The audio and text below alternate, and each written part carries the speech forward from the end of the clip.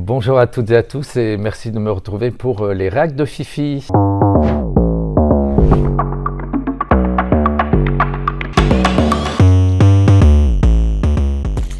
Aujourd'hui, je souhaiterais réagir au fameux pont aérien Dijon-Nevers concernant les déserts médicaux. À bord de cet avion monomoteur, un pneumologue, 2 chirurgiens, un cardiologue, 8 médecins en tout. Et pour parcourir les 180 km qui séparent Dijon de Nevers, seulement 35 minutes de vol, il faudrait au minimum 2h45 en voiture. L'avion rend donc possible l'aller-retour en une journée. Ça me change la vie parce qu'avant c'était un train, donc ça dure 2h20 et on partait la veille au soir d'habitude. Et là c'était le matin même, ça durait 30 minutes. Le docteur Didier Cochet renforce aujourd'hui Bonjour messieurs. Le service de médecine nucléaire de l'hôpital de Nevers. On y diagnostique et soigne notamment les cancers. Il n'y a qu'un seul médecin sur place, donc c'est vraiment pas assez. Il faudrait avoir 3 médecins idéalement. Il faut que le diagnostic soit fait le plus tôt possible, de façon à ce qu'on démarre le traitement le plus tôt possible. Nevers est ce qu'on peut appeler un désert médical. En France, on compte un généraliste pour 854 habitants. Dans la Nièvre, c'est un pour 2000 habitants. On n'a plus de dermatologue, on n'a plus de gynécologue, moi je vais à Clermont. La semaine dernière, je suis allée à Lyon juste pour un rendez-vous avec un chirurgien que j'ai eu en moins d'une semaine. Parce qu'ici, c'était pas possible. L'hôpital a régulièrement recours à des médecins intérimaires, facturant jusqu'à 3 000 € la journée, contre 670 € la place aller-retour en avion. Donc première réaction, un pont aérien entre Nevers et Dijon pour combler a priori un désert médical. Donc ok, 35 minutes, 2h45 en voiture.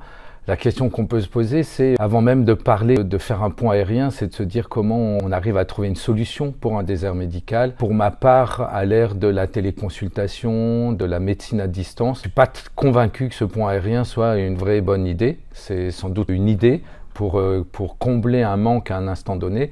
Mais en tant qu'idée à généraliser, je trouve ça assez compliqué. Surtout quand on parle de médecine nucléaire. Si la médecine nucléaire et que le patient peut être pris en charge sur place, le reste de la médecine nucléaire, ça va te faire de l'examen d'imagerie et je ne suis pas certain qu'on ait besoin de déplacer un médecin spécialiste pour faire de l'imagerie sur place. On peut très bien le faire à distance. C'est une solution, ça convient aux usagers. Après, je pense qu'il faut aussi calculer le coût. Et je vais reprendre peut-être un combat d'arrière-garde, mais j'ai parfois le sentiment quand je vois ce genre de sujet que c'est défendre à tout prix la présence physique d'un médecin sur un lieu face à un patient. Je ne suis pas certain qu'à notre époque, avec le temps médical disponible, on ait les moyens de permettre à un médecin d'être proche de son patient à chaque fois qu'on a besoin de poser un diagnostic ou de mettre en place une prise en charge adaptée chez un patient. Je pense que la téléconsultation et tout ce qui peut se faire à distance est aujourd'hui pleinement justifié. Mais utiliser un moyen de transport plus polluant que la voiture ou le train pour soigner, n'est-ce pas disproportionné ? Prenons le CO2 de l'avion, par contre enlevons le CO2 de tous les Nivernais qui vont, faute de médecins ou de spécialistes à Nevers, à Dijon chaque semaine, qui sont par dizaines, peut-être par centaines. Pour moi, l'écologie c'est surtout du bon sens, respect de l'environnement, on essaye de le faire, mais la priorité c'est la santé des Nivernais. Pour l'instant, ce pont aérien est à laisser avec un vol par semaine. Certains soignants en souhaiteraient plus, même si cette solution est davantage un pansement qu'un remède. C'est un peu ce que je disais, c'est aujourd'hui un pansement, un remède. Je pense que c'est intéressant de voir ça. Très honnêtement, en pratique, j'imagine même pas que ce soit réaliste ou réalisable, puisque aujourd'hui, l'énergie déployée, le coût de déplacement par avion, même si on a 8 médecins, on a beau aborder le sujet de l'écologie, c'est-à-dire c'est mieux de déplacer 8 médecins par avion de Dijon à Nevers que de laisser les gens de Nevers se rendre à Dijon avec la voiture. En fait, c'est un faux débat pour moi. C'est pas une question d'écologie, c'est de savoir aujourd'hui quel est le meilleur moyen technologique et à distance de prendre en charge correctement ces patients. Et je le redis, je suis vraiment pas convaincu que ce point aérien soit la meilleure solution. Donc merci à vous, au moins pour ce premier sujet. On va continuer sur les sujets de déserts médicaux avec un sujet très triste. Le médecin ne veut pas venir. Comment je fais? Moi, je la laisse mourir. Alors, ma femme est tombée malade le mercredi matin. Quand j'ai vu que ça allait vraiment mal, j'ai appelé la maison de santé.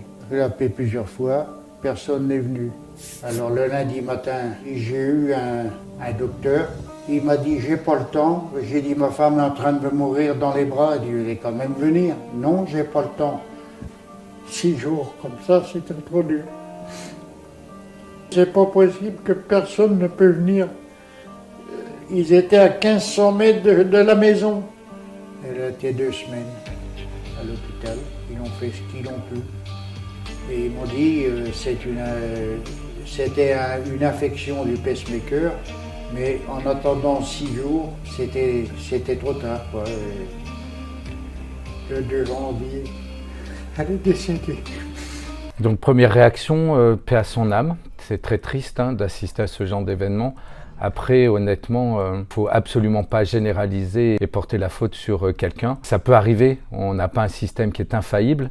En revanche, ce que je peux noter, et après à discuter autre, si on est à 1500 mètres dans un milieu plutôt rural, avec une maison de santé, et qu'aujourd'hui, cette dame qui est suivie avec un pacemaker, finalement, quand le mari appelle parce que la femme va mal et que c'est un médecin, a priori, que le mari ne connaît pas, donc pas forcément le médecin traitant, qui suit régulièrement cette patiente, on peut se poser la question de savoir quelle est l'information qui circule entre les professionnels d'une maison de santé.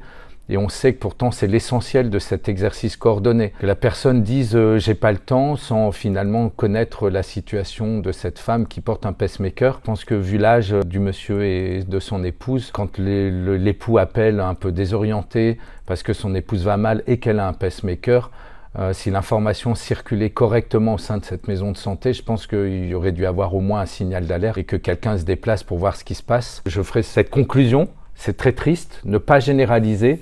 En revanche, peut-être qu'il y a un peu de dysfonctionnement en matière d'information transmise entre les professionnels de santé. Je conclurai sur le fait que surtout ne pas accabler les pros de santé dans cette situation qui reste une situation très émotionnelle mais sans doute très exceptionnelle aussi. Merci à vous d'avoir écouté mes réactions sur les déserts médicaux et peut-être le manque de coordination entre pros de santé et on se dit à une très prochaine fois. Merci à vous.